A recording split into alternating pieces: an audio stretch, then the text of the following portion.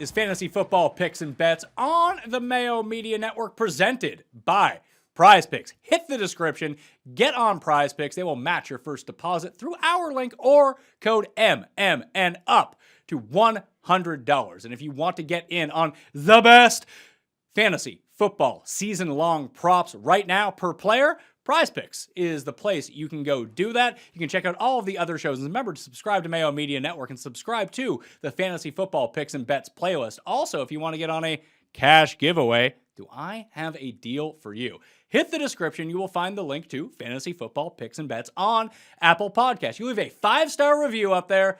Make up something you enjoy about the show. Leave your Twitter handle or your email address. Boom! You're in that draw. We were at level 1 in terms of reviews for $500. We have passed that already. We're up to $1,000 in terms of the prize pool for this giveaway. Hell, you win the prize pool, then you go deposit using code MMM on Prize Picks, and boom, you're off to the race. That's $200 for you right there to use on Prize Picks, and then use some of this actionable info, and we'll be good to go for the season. Joining me from FTN Bets, FTN Fantasy, and FTNDaily.com. Use code RATPACK to get yourself a discount over there. It is Jeff Ratcliffe, and there was a lot of news over the weekend, sir. Yes, there was. Sorry, Philadelphia Eagles fan. Doesn't look like that Carson Wentz conditional pick is going to come through. Pat, the best thing about this time of year is we have football. The worst thing about football is injuries. And they're going to happen. They're inescapable, but it definitely is no fun. So Carson Wentz is now going to be out 5 to 12 weeks with a foot injury. This was the same foot injury that he was just going to rest for a weekend and then try to play on. I mean, for his long-term viability and even for the Colts this season, it's good that he's getting the surgery. Hopefully he has mobility once he's healed by, I don't know, at the end of October at this point. It's not going to be the 5 weeks. I'm almost certain about that, right? Well, the timetable is pretty telling, I think. And the injury allegedly is a high school injury that I guess no surgery was took place back then. And eventually it just kind of got to the point where he now needs to have it repaired. But 5 to 12 weeks. Okay, 5 weeks would put us basically at the start of the season. In other words, in a best case scenario, he's on the field. 12 weeks. Oh, that's right. That'll put us at the end of PUP. So worst case scenario, he's PUP to start the season out, and we see him basically in week 7, which, either one of them, I guess, isn't absolutely terrible for the Colts, but it does certainly change the fantasy football landscape. What does this do to the Colts offense? Do you really think they're going to use that guy who's named after a hockey stick, Easton, at quarterback? Or are they going to go out and get someone real here? I do believe that's the way they're going to go. They went out, they signed Brett Hundley because beyond Eason, Sam Ellinger, developmental at best behind him on that depth chart. So they needed somebody who could at least be somewhat of a viable backup quarterback. And to me, that signing, even before the injury was or the surgery was announced, it was kind of a little hand tip by the Colts. Remember, teams, they can lie to you at a podium interview. They can lie to you on a Zoom call. They can't lie to you with their roster moves. So they brought him in. It kind of tipped their hand. I know a lot of people are looking at a Nick Foles trade. I don't see that as being viable unless Wentz was going to be out for the entire season.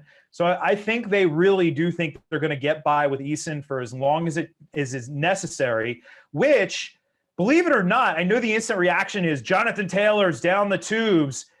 I don't think so. Jonathan Taylor is not going to benefit that much in the passing game. He's going to be primarily an early down runner. Now, granted, game script isn't going to be as good as perhaps with Wentz under center, but they have an excellent offensive line. And Eason, all he has to do is hand the ball off to Jonathan Taylor. So I don't think it's a massive hit on him.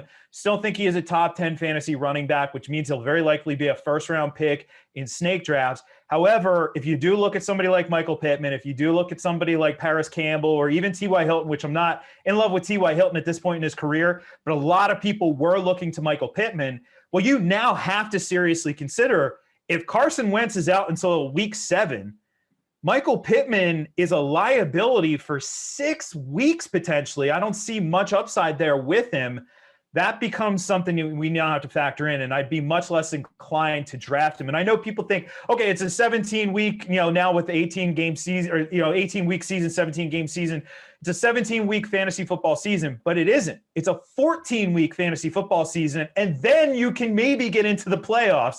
So 6 weeks, that's half of your regular season, basically. That's a long time to have a guy who's a liability there. So it's something, until we get some more clarity here, it's going to be dicey if you're drafting Michael Pittman at this time of year.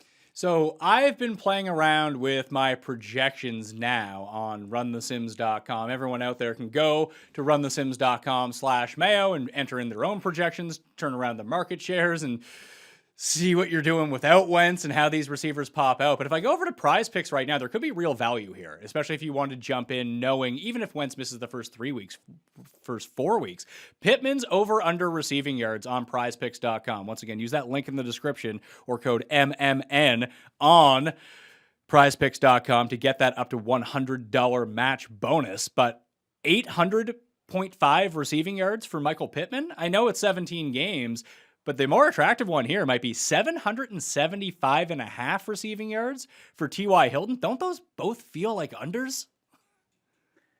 I mean, I think even with Wentz starting out there in week 1, those are high. Those are hefty. And oftentimes too, when you're looking at any sort of futures numbers like these, the unders are typically your better play.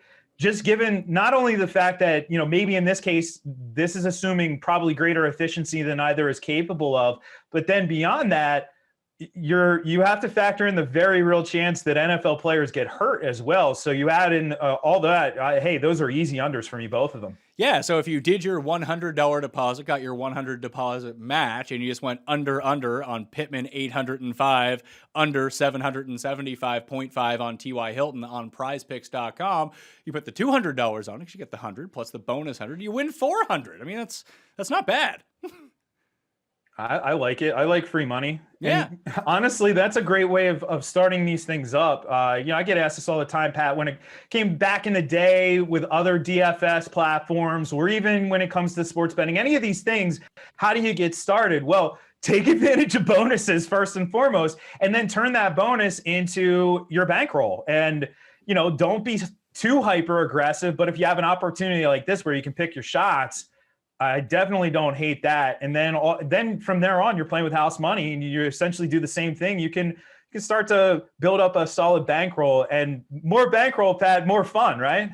Oh, yeah, absolutely. More bankroll means more horrible bets I can make. These two feel like really good ones because we've been doing this show for a while now, previewing different teams. But I think this is where the opportunity really rests with something like Prize Picks, where they have these numbers up there. I think you can really take advantage of them, and you put the two of them together, it pays 2 times your money. So you put down the $20 or $200, whatever it might be. Like you get $600 back, you win $400. But you add a third guy to that, all of a sudden, you're getting progressively all the way up the list. So if you can find a few of them, is there anything? I keep asking everyone this and no one agrees with me, so I'm hoping that you might. I'm still afraid of the Jonathan Taylor over-under on Prize Picks right now because he can most definitely go over that rushing yard total. But my kind of case against Jonathan Taylor from being an elite running back. I believe I have him at number 9 at running back in my rankings right now. You can check the description and see where today I actually have them updated. But I do feel like Marlon Mack's going to be not a factor in this offense, but he's going to be a guy that they use because this is the stupid Colts and Frank Reich. I don't know if we can say that. I'm saying, no, you know what? I am saying it. I'm saying that's going to happen. I hear you saying he's going to have 15% of the rushing attempts, which is just enough to knock him down from elite level because Hines is going to be on the field too. I think that with Marlon Mack, I have it at actually about 10% of the rushing attempts. So Hines is going to get his share too. But the problem, I think a lot of people are looking at what we saw last year.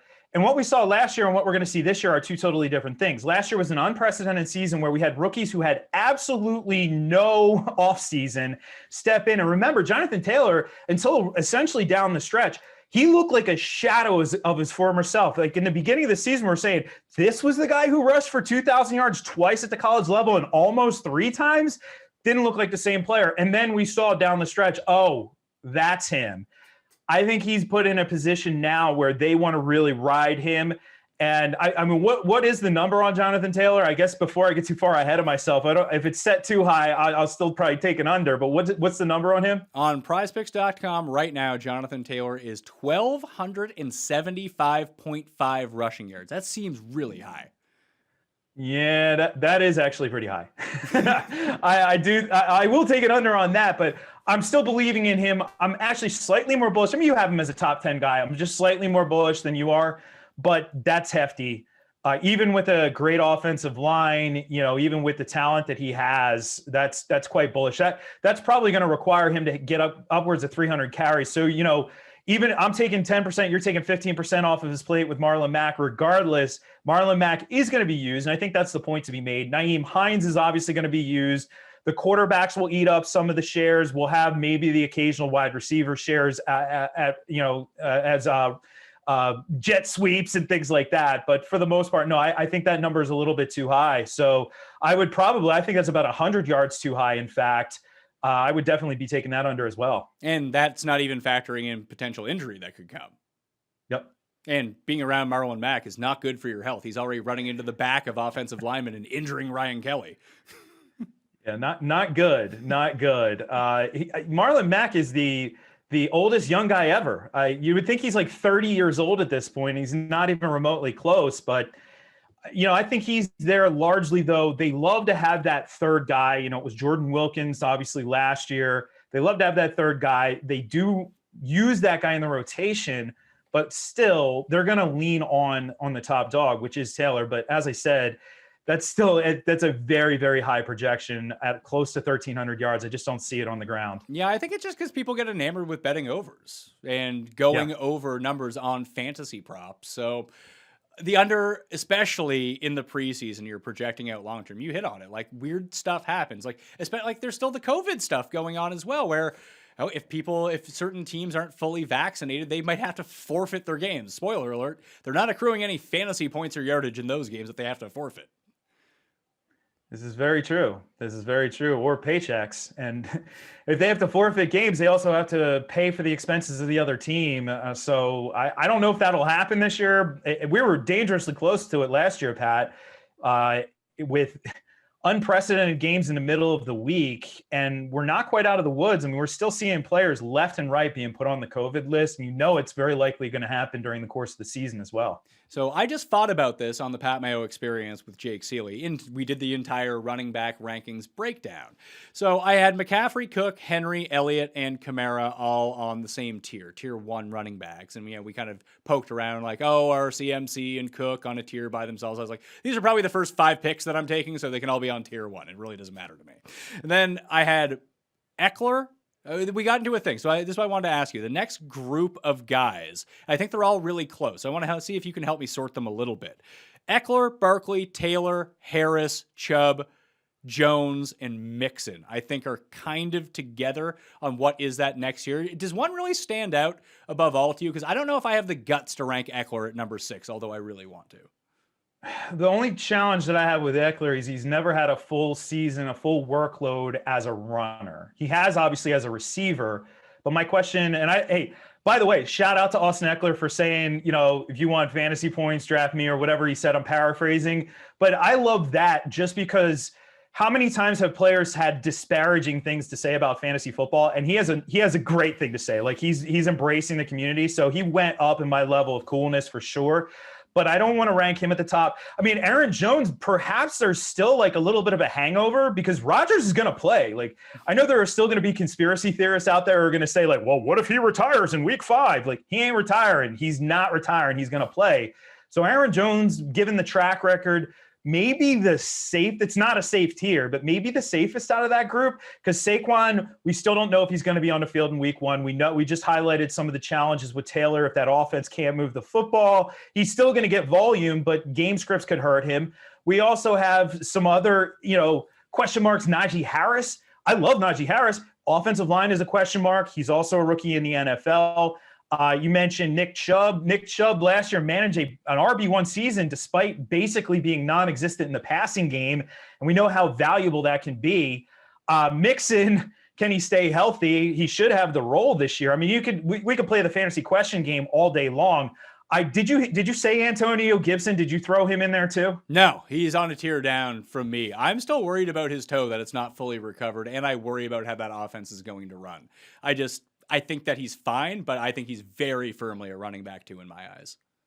So you have him with Clyde Edwards-Helaire and then like Swift, Dobbins, guys like that? Yeah, it's Clyde Edwards-Helaire, Swift, Dobbins, Darrell Henderson, Antonio Gibson.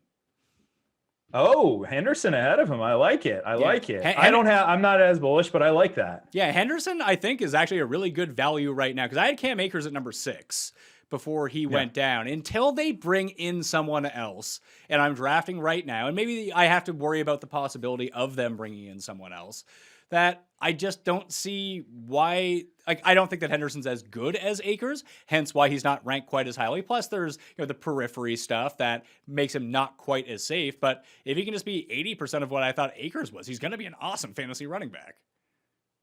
Yeah, the challenge, and Sean McVay has come out and said this, it's the injury-prone nature of Darrell Henderson. He said already, we will not see Darrell Henderson in any preseason game. They want to try and keep him as fresh as possible. Their challenge is they're going to try and make a run at this without bringing a veteran in, and they don't have much behind. I know people out there are going to, I love the name Jake Funk. It's an awesome name. Jake Funk is athletically right where you want him to be, but he had 71 touches last year at Maryland. Like, that's it. He was still drafted, so credit where credit's due, but he's extremely green. Xavier Jones, I think, is really interesting. He really showed that he can be an early down runner at SMU, but another guy, when these guys go undrafted, oftentimes, well, it is partially for a reason. So can he actually step up and be more than just a guy type in the NFL? I don't know. So they're really going to need Henderson. But in that offense with Matthew Stafford, all the glowing reviews about Stafford so far, just absolutely spinning the rock all around the field, they should be able to move the football. And Pat, the one thing I really like about Henderson from last year, they used him heavily in the red zone. Even with Akers, during the stretch run, Henderson was still getting touches in the red zone. So you have that aspect, all that touchdown upside as a runner is very appealing. And that's sort of the opposite of Ekeler, where they've almost come out and said, hey, he's going to be on the field all the time, but probably not inside the 5-yard line. I'm hoping that maybe he can score a few times from the 11 and we'll be safe with all this. He probably should be able to. Be careful at that backfield. People getting caught up to things have been asking about Justin Jackson and Joshua Kelly. Larry Roundtree, just make sure you have Larry Roundtree on your radar. This is a new coaching regime as well. Those are backs from the previous coaching regime. So now with this new coaching regime in place, maybe Larry Roundtree works his way into that number 2. And if he's the number 2, Pat, he's going to be the short yardage goal line back, very likely, with Ekeler ahead of him. He's going to have some value. He could be one of those like late round handcuff guys that you scoop up and maybe gives you a little bit more than what you thought you were going to get with him. I think between the two, I'd rather have Xavier Jones because even if Roundtree, and because this is just what we saw last year, and like you said, it's a brand new coaching regime, so maybe things have changed in Charger Town. But if Ekeler goes down, I can actually see a split between Jackson, Roundtree, and Kelly as like the between the 20s passing down guys, even if Roundtree was like the dedicated goal line back when Ekeler was healthy. I don't know if he necessarily vaults himself up into a running back who plays 70-75% of the snaps, but with the way that the Rams are shaking down right now, if they don't do anything else, if it's not Henderson and he gets hurt, it does seem like it's going to be Xavier Jones, probably on the good side of 50% in that backfield, which again is incredibly valuable. Yeah, we could see some of the other guys on that depth chart. As I mentioned, Funk figures to very likely be at least involved in special teams, so he'd be on the roster. That's what Jones was last year. He was a special teamer.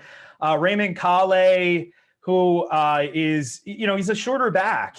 Could he factor in the passing game? Perhaps. And then you have the deepest name on the list, Otis Anderson. He's probably the best suited to be a passing down guy, but another one, he went undrafted for a reason, tested poorly in the pre-draft process. He was the opposite of Funk, has a lot of experience on the field, but the testing numbers very, very poor. Funk the other way around, testing numbers off the charts, but not a ton of experience on the field. With the NFL, you usually lean towards the guys with the better athleticism. But yeah, Jones would be in a prime spot, and stranger things have happened. Heck, last year a UDFA who nobody heard of ended up being a top 10 fantasy running back for Jacksonville and James Robinson. So stranger things have happened for sure. Yeah, I think I did a video the moment that Leonard Fournette got cut. I was like, oh man, Ozigbo is the guy you need to own. It was like, oh good Lord, dude, that did not age well. No, not at all. And I was all in my Temple University connection with Raquel Armstead, and I think that's aged even worse. It continues to get worse with the day. It's like the opposite of fine wine right there. So are you actually, I want to go to the Prize Picks over under just for a second, because Matthew Stafford is 4,600 on the dot, 0.5 passing yards. I know that seems like a big number, but that actually seems low to me for him. I've recently looked at like him to lead the league, for example, in passing yards. Obviously, he's not the favorite, but betting favorites is typically not the way to maximize money for sure, especially if you're going to tie it up for an entire NFL season. I'm projecting him just shy of 4,900 yards right now, so that is low.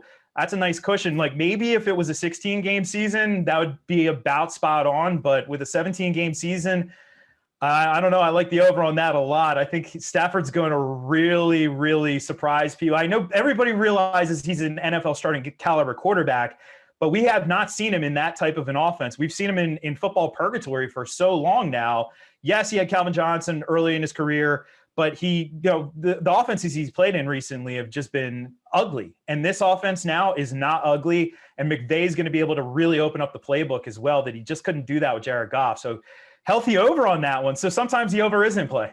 Yeah, I just wanted to show you my projections just for a second over at runthesims.com, because some of them, I think I may have tweaked stuff and passing rates a bit much. Maybe I didn't factor in week 18 into it too much, but I'm just looking at it right now. Like I have Stafford at 4,676 yards total. And that's just, I adjusted just to make Darrell Henderson look a little bit better. I adjusted him up a little bit in terms of rushing rate overall for the team and his market share. So it bumped down the passing share.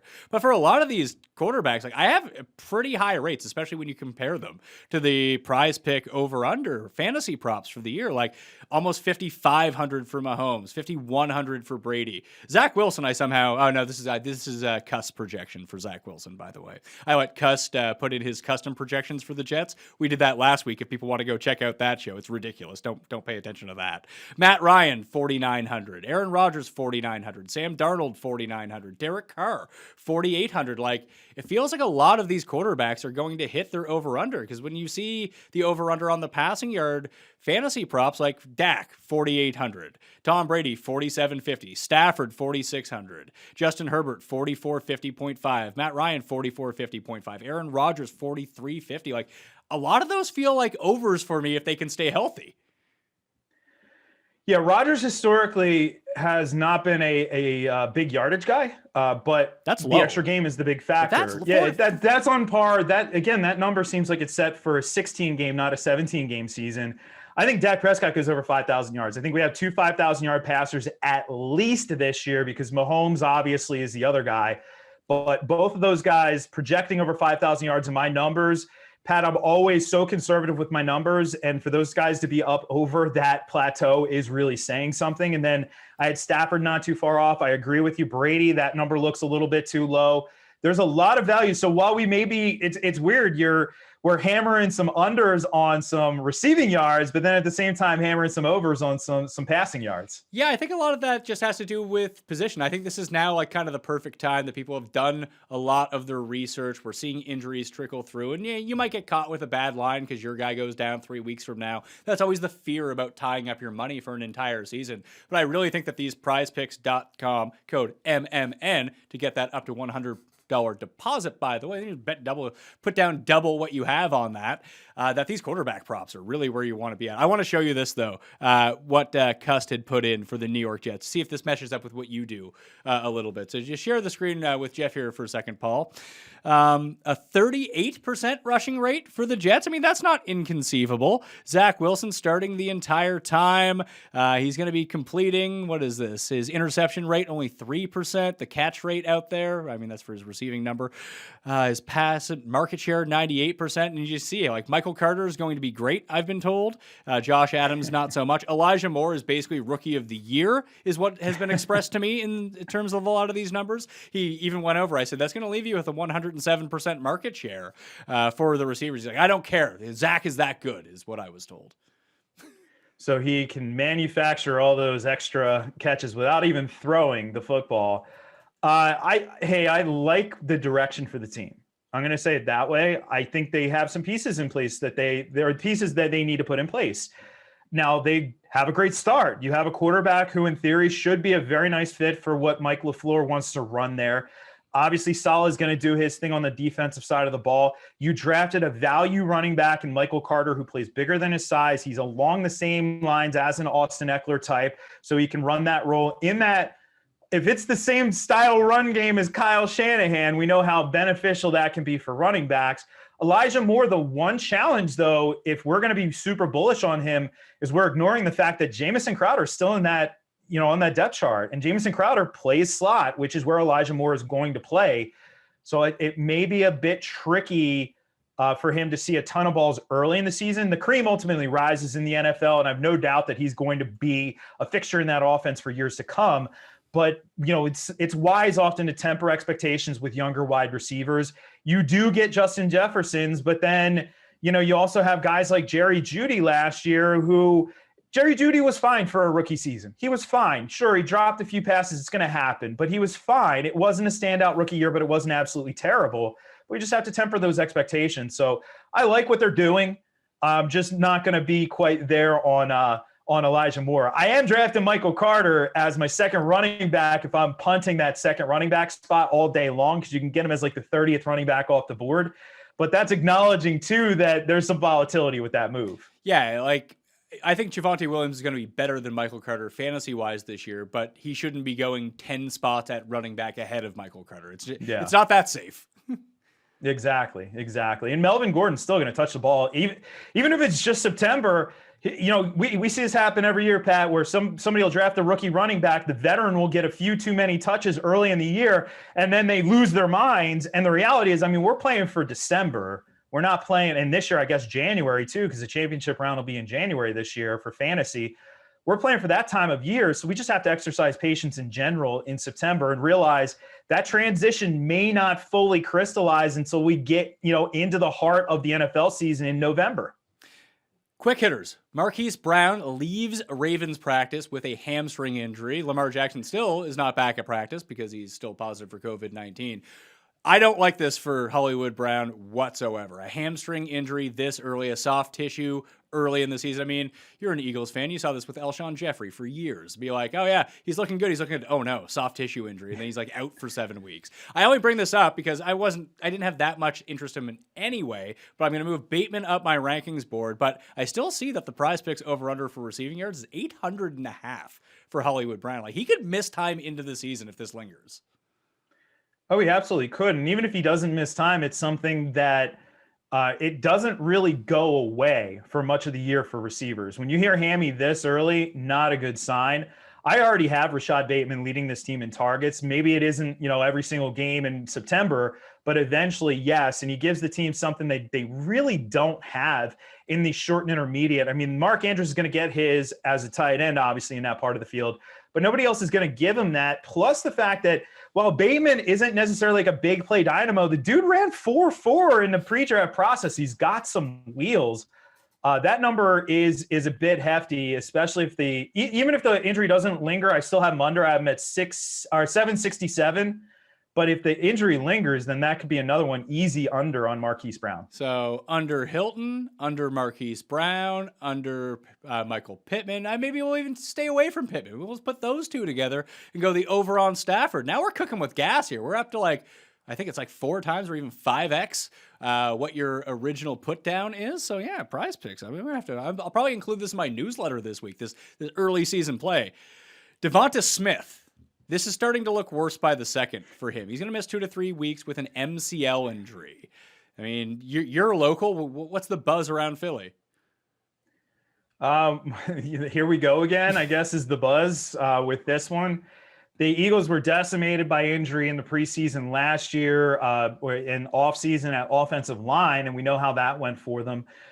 We've had, the Deshaun Jackson, like, I chuckle because, like, the Rams now are like, oh, Deshaun Jackson looks awesome. And it's like, yes, he's going to be awesome for the one game he plays this year. And then other than that, we can just expect him to be sidelined.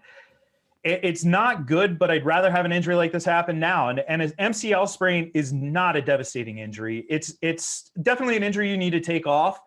But we're still a month out from the season. He is still a very physical receiver. I had thought we saw, some similarities between him and former Alabama receiver Calvin Ridley. Some people have pointed out Marvin Harrison, which is obviously, when you comp to a Hall of Famer, that's pretty lofty. But I did see who was it, Kyle Brandt, who said that he sees Stephon Diggs to him. And, looking back at what he did at Alabama, yes, you could see that style of player.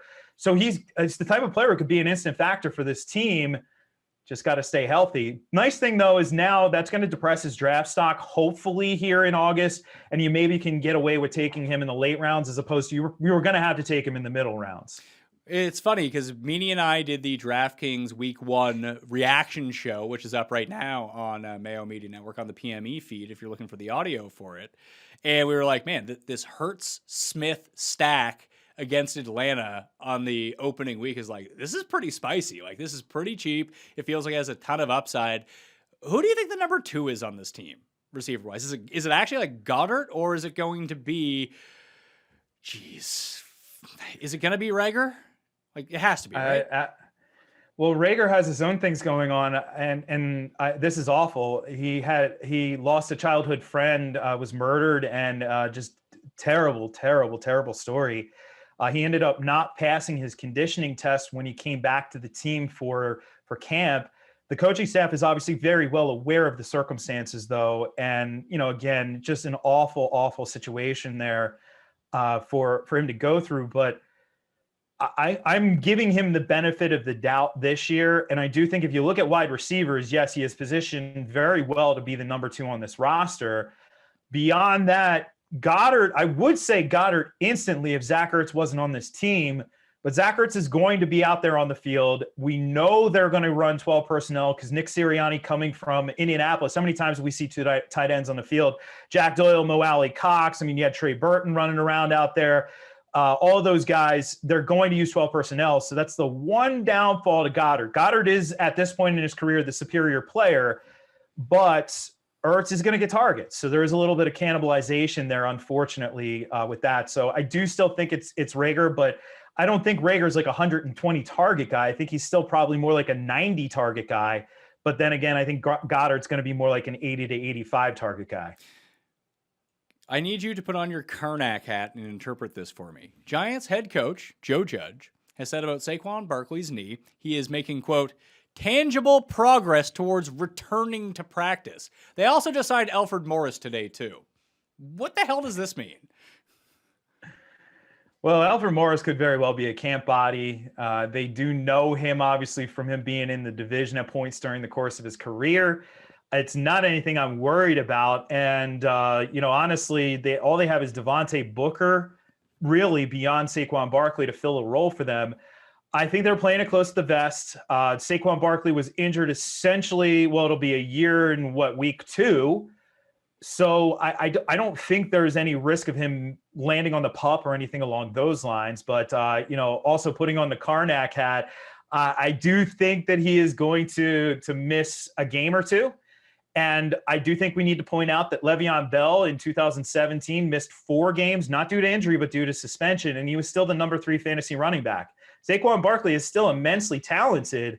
A lot of people are going to be fearful of the injury, but I think that if you're looking at Saquon in the end of the first round in a snake draft, that's like an instant draft for me. I'll take the discount. I know I have risk coming with it, but I'll take the discount all day long.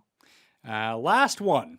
Vic Fangio, head coach of the Denver Broncos, has said that the competition between Drew Lock and Teddy Bridgewater is, quote, even Steven right now.